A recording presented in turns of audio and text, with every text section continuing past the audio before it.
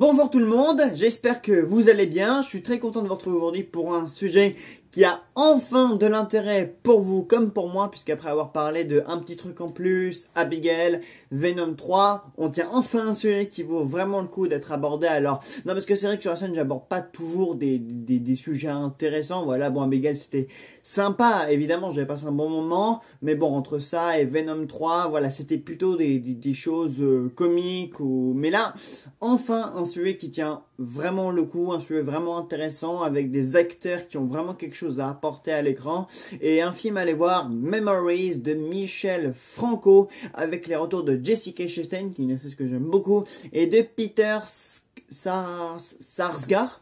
Je crois que ça se dit comme ça, enfin ouais, vous connaissez le mec en principe. L'histoire est celle de Sylvia, une femme, donc mère de famille déjà, enfin elle a une fille, qui aide les personnes en difficulté. Et donc lors d'une soirée où un homme va la suivre jusqu'à chez elle, elle va découvrir qu'il est atteint de démence. Et dans un premier temps, elle va penser que c'est un ancien camarade de classe qui a abusé sexuellement d'elle à l'époque où elle était collégienne. Ouais, elle dit ça parce que quand elle relate des événements, elle parle de ça quand elle avait 12-13 ans, donc elle était sûrement collégienne à cette époque-là. Et donc, après ça, elle va s'apercevoir que ce n'est pas lui qui l'avait abusé sexuellement. Et donc, à partir de là, donc, elle va nouer une certaine affection envers Sailor. Et donc, une affection qui va s'avérer réciproque. Et cette affection va peu à peu se transformer en une relation plus que une femme qui veut aider un homme atteint de démence. Puisque du coup, sa famille va constater que le courant passe bien entre elle et Sailor, et du coup ils vont lui demander de lui venir en aide, mais du coup voilà, pendant qu'ils passent du temps ensemble, des choses se passent entre eux. Mais voilà, ça je ne vous en dis pas plus et je vous laisse découvrir comment tout ça se passe dans le film. J'aime beaucoup le duo d'acteurs et c'est en partie pour ça que je suis allé le voir, mais bon, même si globalement, comme je vous le dis, je vais à peu près voir tout ce qu'il y a en salle, je trouve que c'est un très bon film, peut-être un peu trop mélodramatique sur les bords. Je m'explique, parce que là vous allez me dire, mais c'est le but d'être dramatique, c'est le but de tirer un peu sur la corde de l'émotion, etc.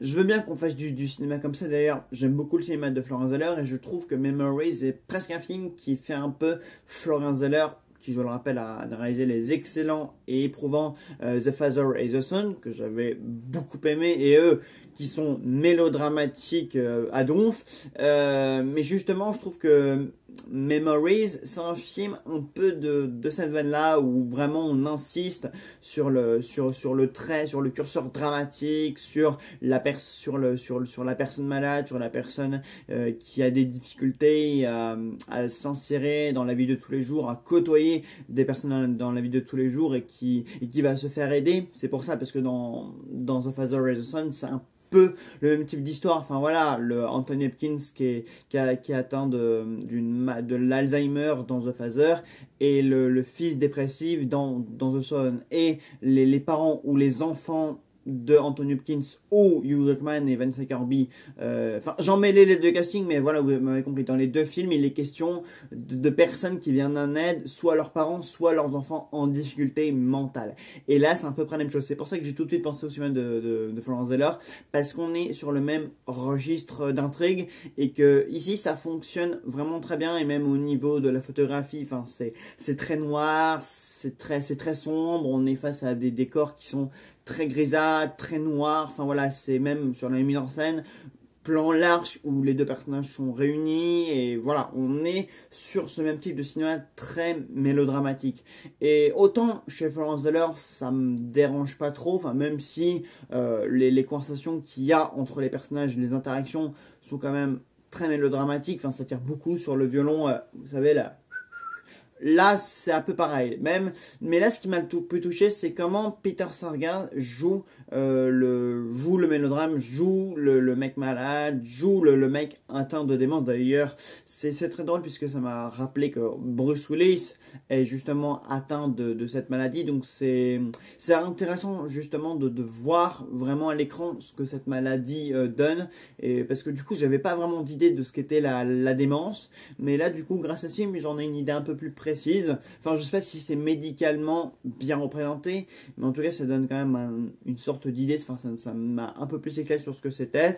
Et alors, mais je crois que Bruce Willis, c'est en scène encore plus avancée que ce que le personnage de Sailor a là dans le film. Mais en tout cas, j'ai bien apprécié la relation, surtout qu'il y avait entre Sailor et Sylvia. Voilà, je trouvais que c'était une relation qui fonctionnait très bien. Il y a même quelques scènes d'intimité, je rentre pas plus dans les détails, même si bon, ça en dévoile beaucoup, que j'ai trouvé très bien faites. Voilà, je n'avais jamais vu des scènes d'intimité comme ça où les personnages se rapprochent vraiment.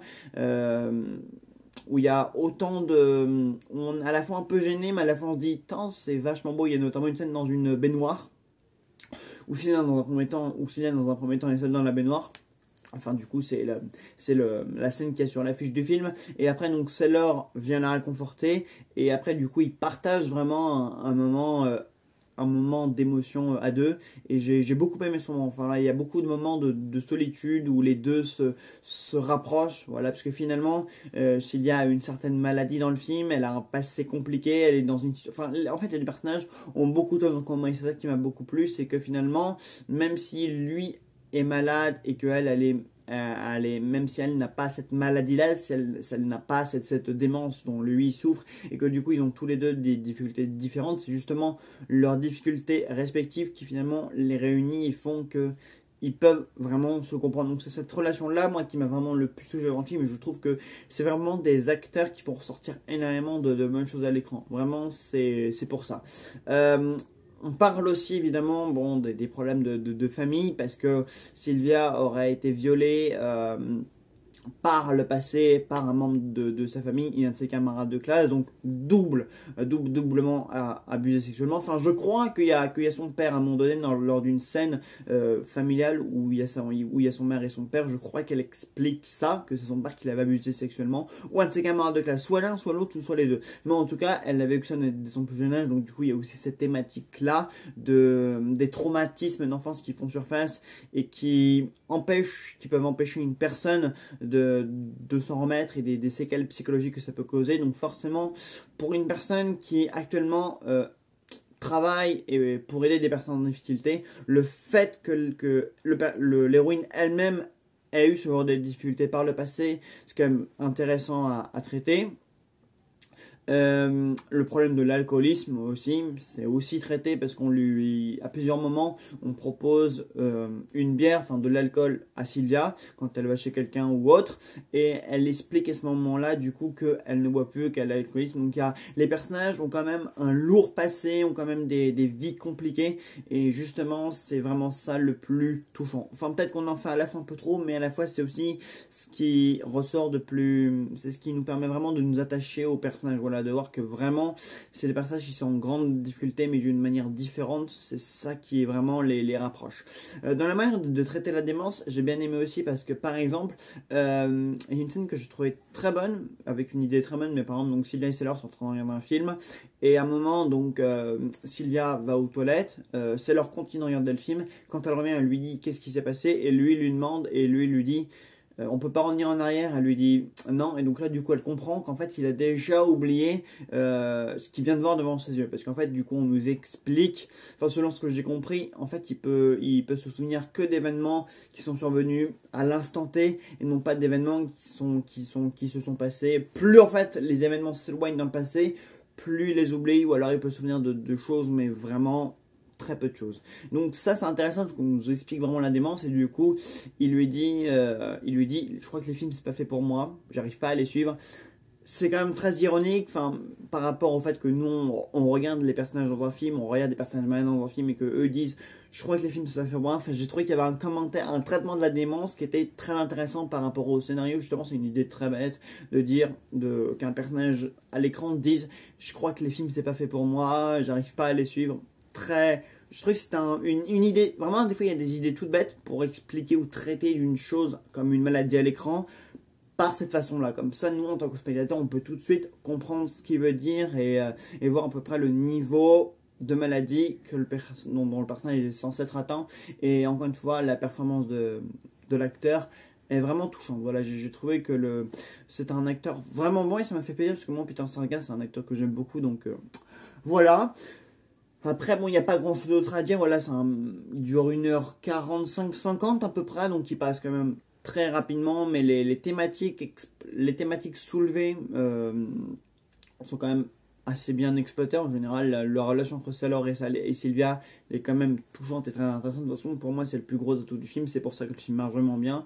Après, pour ce qui est des problèmes de famille du background de Sylvia, on aurait peut-être pu aller plus loin, mais peut-être qu'on aurait tourné autour. Donc le film a quand même une assez bonne durée pour traiter de tout ça. Peut-être qu'il veut traiter trop de choses, et que du coup les choses qu'il veut traiter n'ont pas forcément toutes des conclusions. Mais sinon, je vous le recommande quand même. Voilà, c'est quand même un bon film à voir. Voilà, entre deux personnages très touchants, très bien joués, voilà, qui ont quand même des vies compliquées.